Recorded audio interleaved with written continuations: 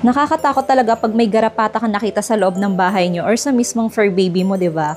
So, ito yung isang ginagamit kong product para pang-iwas sa mga garapata. Itong Flea and Tick Repellent Spray from Propos.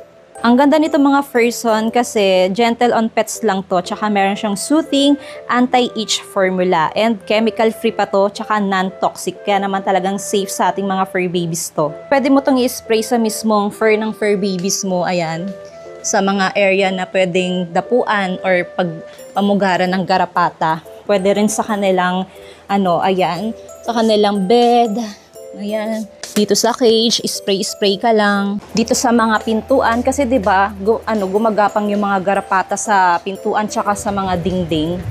Pwede din dito sa kortina, sa mga furnitures nyo. Napakaganda nito mga mima kasi nga all natural siya and non-toxic. Tapos fast acting and long lasting pa siya.